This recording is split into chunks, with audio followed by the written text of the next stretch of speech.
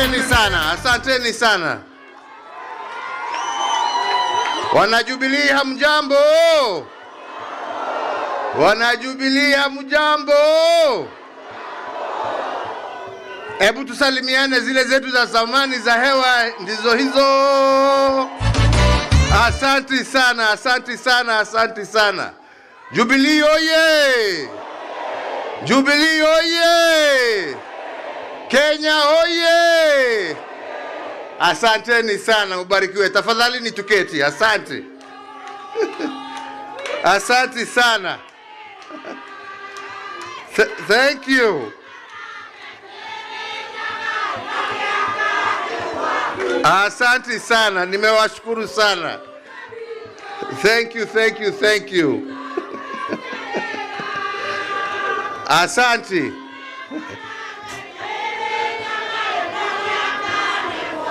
Asante sana. Thank you, thank you, thank you. Wajubilee wenzangu, hamjambo? Hamjambo tena. Wacha nianze kusema ya kwamba niko na furaha nyingi sana siku ya leo kuwa pamoja nanyi, na niwashukuru nyote ambao mmeweza kufika hapa. Nishukuru pia wale ambao hawakuweza kufika, lakini najua tuko pamoja na wao katika runinga na mambo mengine na social media. Na niseme naungana na vile ndugu yetu Secretary General amesema. Leo ni siku ya furaha. Leo ni siku ya furaha kwangu na kwa jamii yote ya Jubilee. Kwa sababu kwa muda mrefu tumezungushwa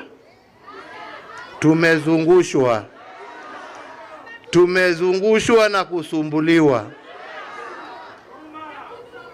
Wachache wamelipwa, wengine wamejiita wakuu,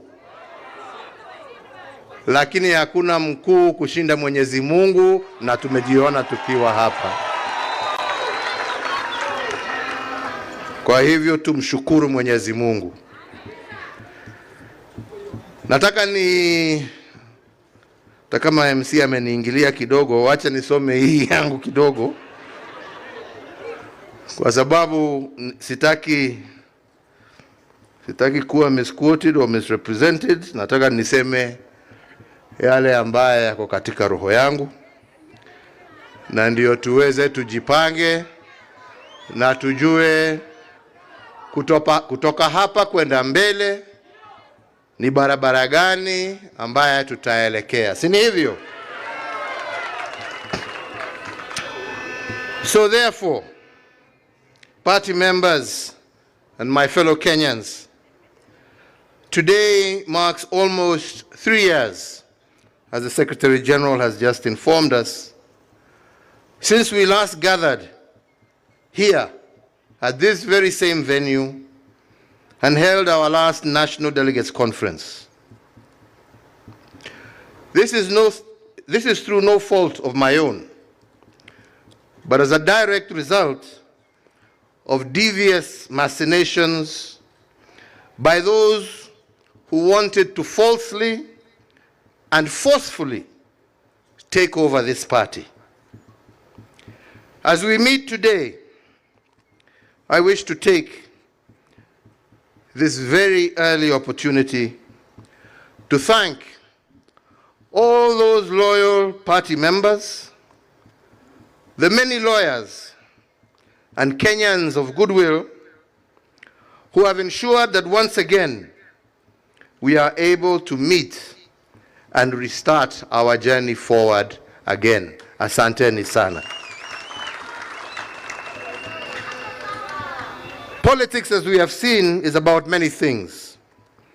But one thing that cannot be overridden is that politics is first and foremost about the collective will of the people, exercised either by members of the party, like we are here today, or by the citizens of a democratic nation through the ballot box.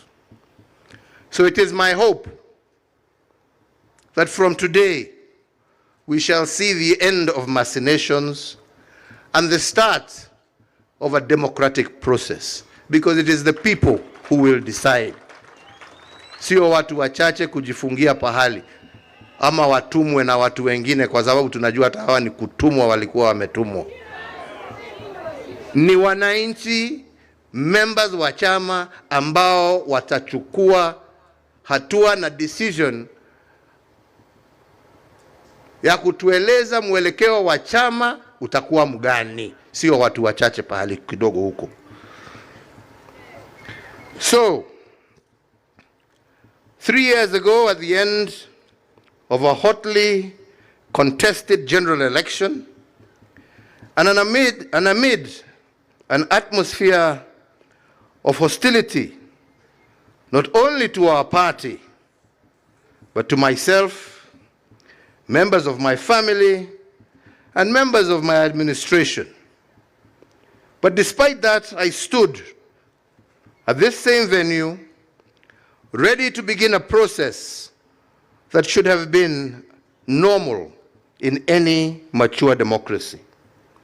A process of rejuvenating our party and infusing it with new leadership, a new crop of leaders inspired by a new generation who would craft our party's future as well as our shared vision for our country. After having handed over the reins of state to a new administration in a peaceful and orderly manner, as you all witnessed, I expected the same for our party. Unfortunately, this was not to be, for reasons as explained. Ladies and gentlemen, I have been in active politics for the greater part of my life, 40 years plus. I have seen its good, I have seen its bad, and even its ugly. But at every juncture, I have always tried to do my best in the spirit of service to my party, but most importantly, service to this country that I love. I have both lost elections and won elections, taking each in my stride, learning that in politics, you can never be led by bitterness, anger, or hate. That only deviates you from your mission and vision. Wale wanataka kuendelea na matusi, hiyo ni shauri yao.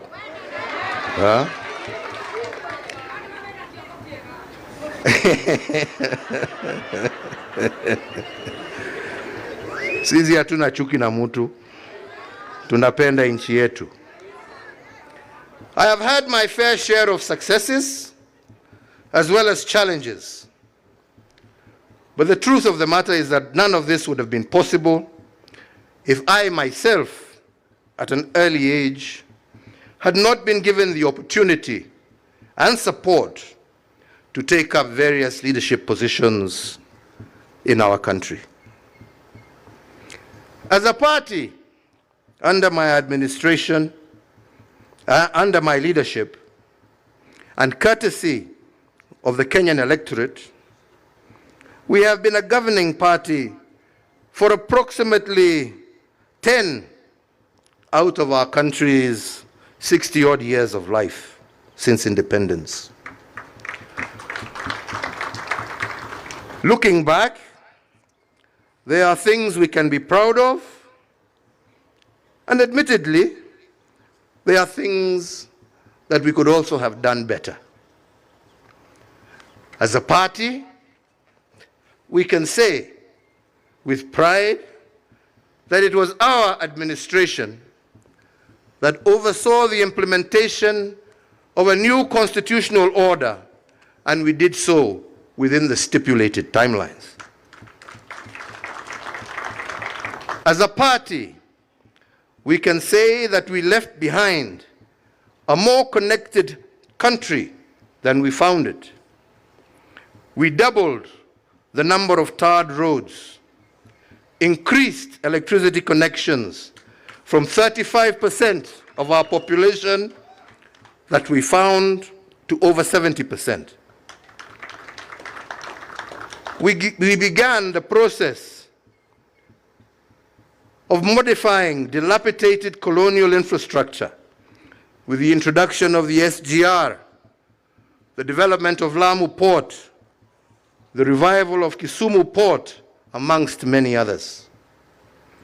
In health, our Linda Mama, the removal of maternity fees in our health centers gave and saw great improvement in maternal health and improved child mortality rates.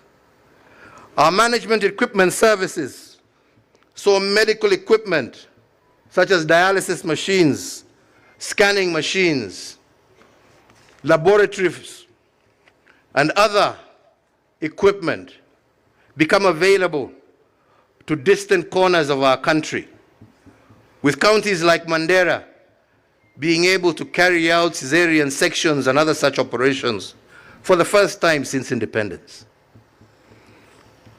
In education, we restored the sanctity of our exams. We maintained the free primary education that we inherited from President Kibaki. We expanded the free day secondary education and reduced the burden of healthcare for our parents with the introduction of EduAfia for our students. In security, despite initial challenges, we invested heavily in our infrastructure, security infrastructure. We restructured our security organs and deepened an interagency approach, thereby ensuring that our security agencies were better able to handle both domestic and external threats. This machine that we built, however, was not to be used and designed to face its own citizens, and it is not supposed to have been a source of fear and conflict with our citizens. Ilikuwa ya kulinda wananchi, sio kuumiza wananchi.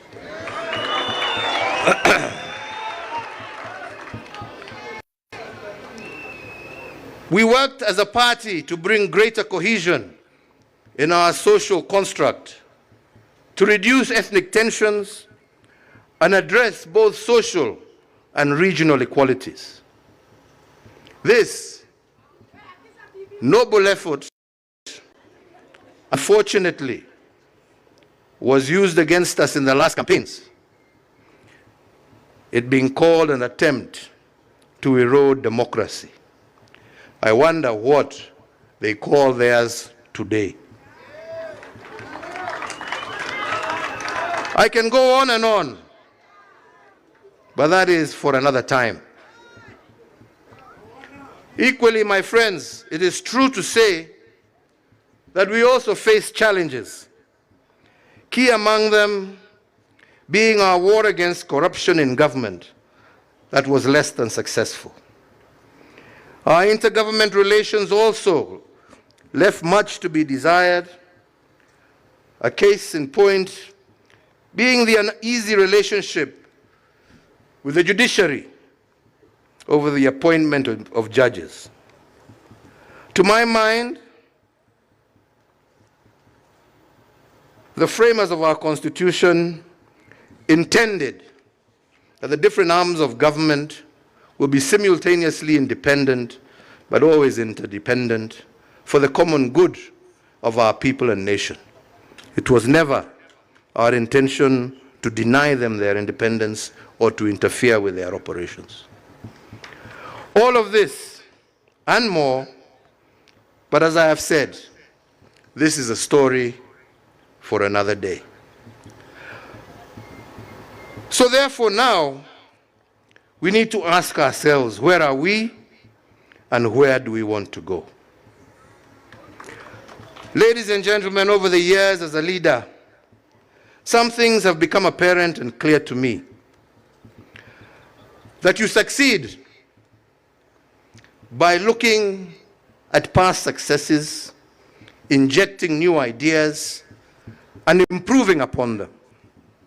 And you fail by ignoring past mistakes and therefore falling folly of repeating the same. This, while always having an open mind and a listening ear, even to those you disagree with, and especially to the voices of our younger generations. For in a world that is ever evolving as fast as it is with such insights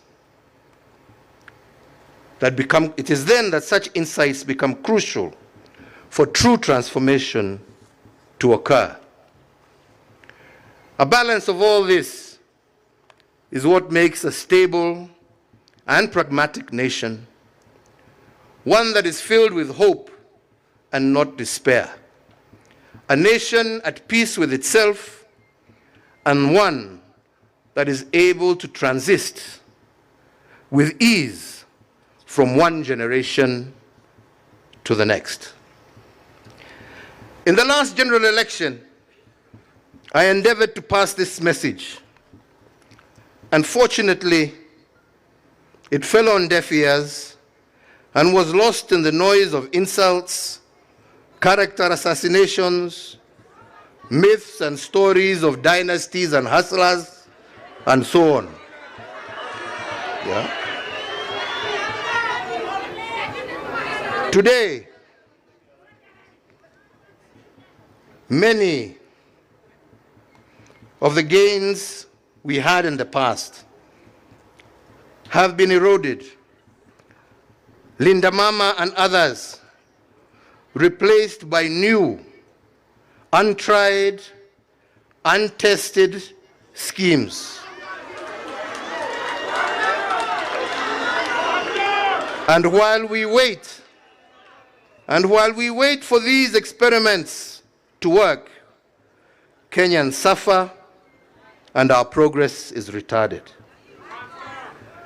As we continue to dwell in rhetoric rather than in progress, we repeat the mistakes of the past.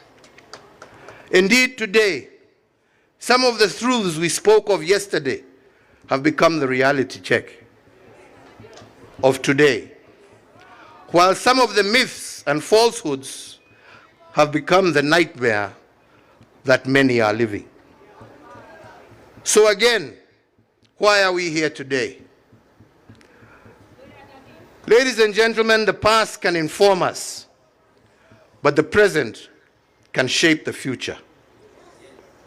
So the first thing, as our Secretary General has told us, our first mission today was to pass amendments to our party's constitution. Amendments to ensure that the machinations of the past shall never be used again to hold back our progress. Second is to seek your approval to put in place measures to rejuvenate our party and set in motion a process of injecting new blood into our party structures and hierarchy.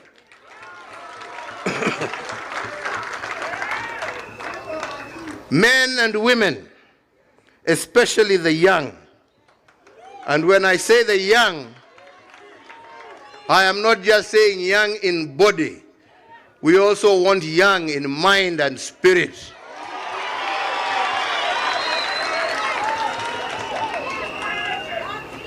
Men and women of integrity who can be trusted with our future. Men and women who have the courage to fight for what is right and just. Men and women with the patience to listen to those whom they wish to lead.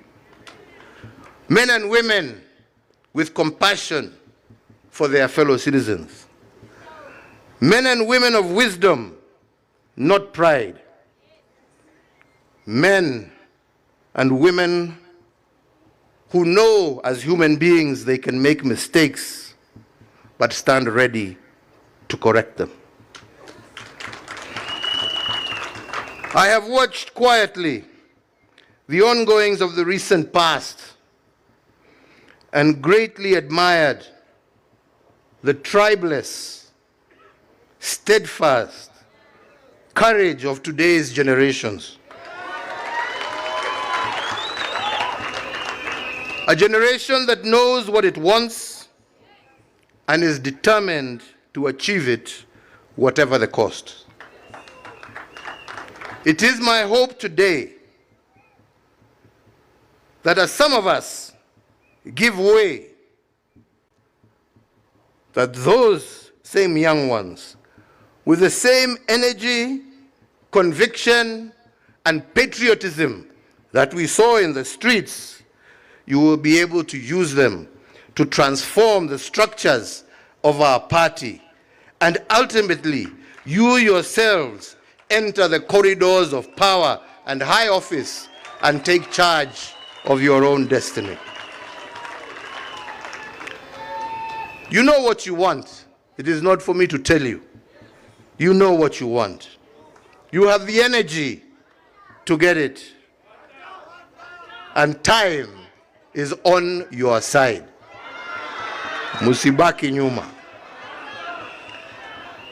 In the next few weeks, we shall be rolling out our recruitment strategy across the country.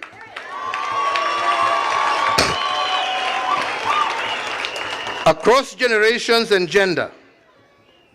This in conjunction with other activities aimed at rejuvenating and reinvigorating our party at grassroots level. Our doors are open for all well-meaning Kenyans, and it is my intention to oversee a smooth and transparent process where it shall be the will of the party membership that shall prevail. Nyinyi wenyewe. So, ladies and gentlemen, as I conclude, I wish, for the sake of clarity, to remind Kenyans that the Jubilee Party, as you well know, and for reasons that have just been given, has been largely silent for the last 3 years for those reasons. When we last convened a national delegates conference prior to the 2002 general elections, the party resolved to become a member of the Azimio la Umoja coalition because I, as party leader then and now, was convinced that the coalition and its members shared a common vision for our country. In the years since then, however, the Azimio coalition membership has undergone changes. I don't need to elaborate, nyinyi nyote munaelewa. However, notwithstanding these changes, and as we speak today, the party, as per the decision of our organs, remains a member of what is left of this coalition, and any decision on whether to reinvest in it or leave it will be a decision for the party's new leadership to take when the time comes. Lakini sasa tuko pahali tulikuwa. Mimi sio mtu wa kupiga reverse na kona kila siku. But make no mistake when I say that. Like any other political party, we shall be preparing for the next general election, and doing so in earnest. And it remains our firm intention to field the best possible candidates for all elective positions. We shall either do this on our own, or we shall do this in concert with like-minded political movements. It is therefore my hope that a newly energized Jubilee Party will achieve two immediate outcomes. Firstly, to provide a suitable platform for visionary aspiring leaders to offer themselves up in the service of their nation. And secondly, for the citizens of Kenya to be present with a vibrant set of options from which to elect leaders of their choice in accordance with the democratic ideals of our constitutional order and what our national constitution states. Kwa hivyo wenzangu, niliwaambia mimi siku hizi siongeangi mengi. Najaribu saa kukaa on point. Sio hapana, unajua sasa wataenda watanichukua wapindue ingine. Lakini ya muhimu, chama chetu cha Jubilee kutoka mwanzo lengo letu lilikuwa tujenge chama cha kitaifa. Chama ambacho kitaunganisha Wakenya wote. Chama ambacho nia yake ni kuona sio sehemu hii ama hii, lakini Kenya yote ikisonga mbele, wananchi wakiwa pamoja na wakipendana kama ndugu na dada. Na nyinyi mnajua hata kazi ambazo tulikuwa tukifanya wakati tulikuwa na nafasi ya uongozi wa taifa hili letu la Kenya, lilikuwa linalenga kila kona ya jamhuri yetu ya Kenya. Hakuna pahali ambapo hatukujenga mabarabara. Hakuna pahali ambapo hatukuweka stima. Hakuna pahali ambapo watoto walikuwa wanasemekana wamekosa kuenda shule kwa sababu hawana karo. Watoto wetu wote, primary na secondary, walikuwa wanasoma kila pahali Kenya hii yetu. Na hiyo ndio njia ya kuinua hali ya maisha na tuweze kusongesha taifa letu mbele. Mambo hii ya kusema ati chama hii ni ya upande hii, chama ni ya upande hii, chama ni ya upande hii, la, wacha tuwe na national parties ambazo zinaunganishwa kwa sababu ya sera, lakini sio kwa sababu ya pahali ambapo zimetoka. Hakuna sababu ya nyinyi kama wana Jubilee kuchagua mtu kutoka kila kona yeyote ya Kenya. Haja ni nyinyi mjue ya kwamba huyo mmechagua ni mtu ambaye atajitolea kutendea Wakenya wote pahali popote walipo kwa haki, bila kupora na bila kutenga mtu yeyote. That is the only thing that is important. Sio mtu ametoka wapi ama umezaliwa wapi. Na ndipo nilikuwa nawaambia hii story, watu walikuwa wanazungusha sijui hasla, sijui huyu ni mtoto wa single mother, si huyu ni mtoto wa dynasty. Mimi najua watoto wangapi wa single mother ambao wamesoma vizuri sana na wameendea. Lakini kusema ati wewe sababu wewe umezaliwa na single mother, hiyo ndio qualification yako ya kuchaguliwa. Hapana, njoo uambie Wakenya ni nini utawafanyia. Pahali popote umezaliwa, haja ni nini unawafanyia. Anyway, hapana.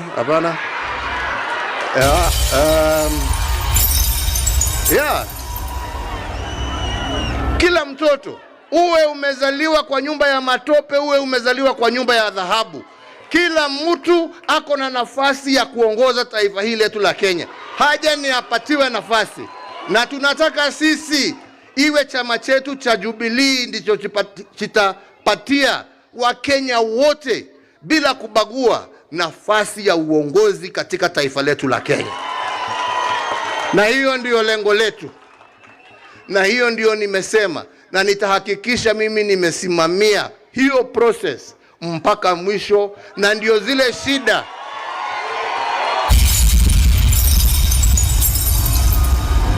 ambazo zilitokea hapo awali, watu kuwa wanauza matikiti na mfuko kulingana na ile pesa wamepewa. Hiyo system imeisha.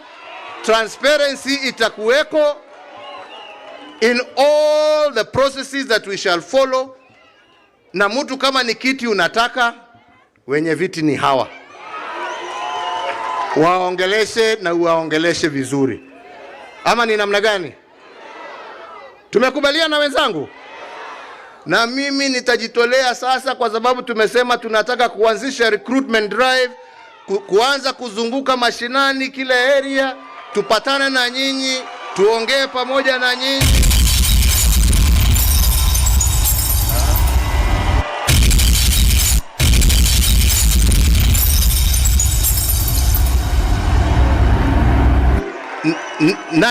Na ndio pamoja tujue mwelekeo wa kesho.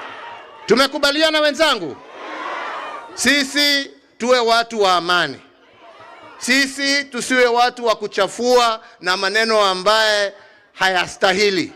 Sisi tusiwe watu ya matusi. Sisi tuwe watu wa kueneza upendo, amani na maendeleo katika taifa letu la Kenya. Na najua tukiwa hivyo, tukiungana na wengine, Mungu ndio anajua barabara ambayo ametupangia tukielekea huko mbele. Kwa hayo machache na mengi, mimi nasema Mungu awabariki, Mungu awalinde, Mungu alinde chama chetu, Mungu alinde wananchi na nchi yetu ya Kenya. Asanteni sana. Thank you very much. And dance, param pam, sing a brand new song for peace. And tarang, let the people rejoice. And dance, I heard they finally happy to stop the fight. Param pam, let the people rejoice. And dance, so much. Utaita Janet Ogera akukujie kwa kama Mkristo, alafu hakuna rejini. Ni hilo tu.